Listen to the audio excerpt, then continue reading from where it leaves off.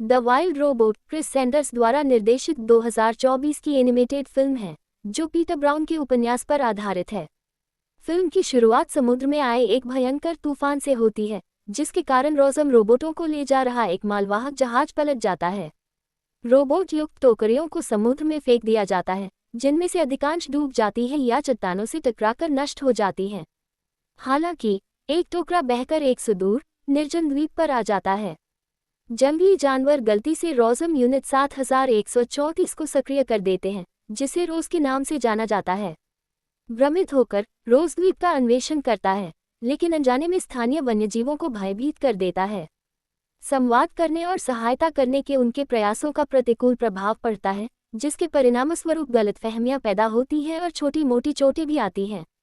एकीकरण के लिए दृढ़ संकल्पित रोज़ सीखने की प्रक्रिया में प्रवेश करती है तथा जानवरों की भाषा और व्यवहार को समझने के लिए उनका अवलोकन और अनुकरण करती है।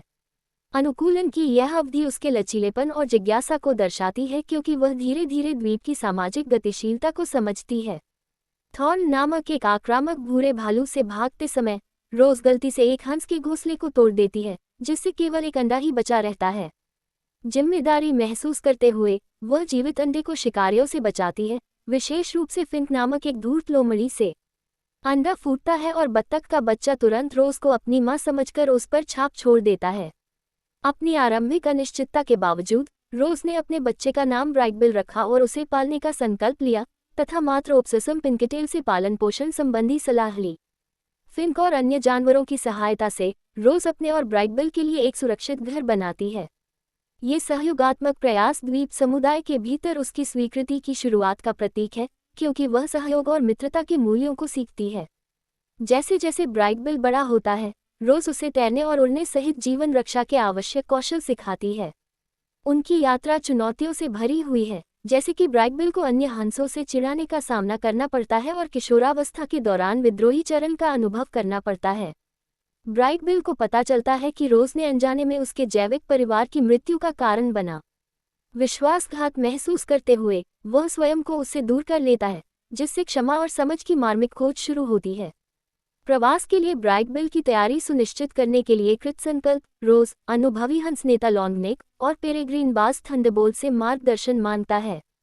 कठोर प्रशिक्षण के माध्यम से ब्राइटबिल मौसमी प्रवास के समय पर उड़ान भरने में निपुण हो जाता है। ब्राइटबिल के दूर होने के कारण रोज़ को अकेले ही कठोर सर्दी का सामना करना पड़ता है। वह चुनौतीपूर्ण मौसम के दौरान द्वीप के जानवरों को आश्रय और संसाधन खोजने में सहायता करती है तथा सामुदायिक भावना और आपसी सहयोग को बढ़ावा देती है। रोज़ द्वारा अपने ट्रांसपॉन्डर को संक्षिप्त रूप से सक्रिय करने से यूनिवर्सल डायनेमिक्स सतर्क हो जाता है तथा उन्हें शक्तिशाली वॉन्ट्रा सहित पुनर्प्राप्ति रोबोट भेजने के लिए प्रेरित करता है। ये रोबोट द्वीप पर आते हैं और रोज़ और उसके नए परिवार के लिए खतरा बन जाते हैं।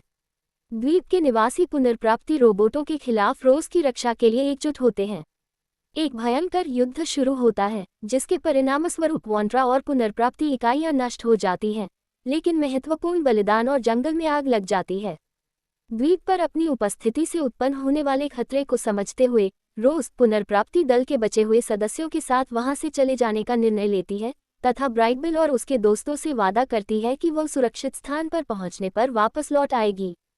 महीनों बाद रोज़ की अनुपस्थिति में द्वीप फल फूल रहा है तथा जानवर उस सामंजस्यपूर्ण समुदाय को बनाए हुए हैं जिसे बनाने में रोज़ ने मदद की थी। रोज़, जो अब यूनिवर्सल डायनेमिक्स ग्रीनहाउस में काम कर रही है, लेकिन अपनी यादें बरकरार रखते हुए अपने प्रवास के दौरान ब्राइटबिल के साथ फिर से मिलती है, जो भविष्य में साथ रहने की आशा का प्रतीक है।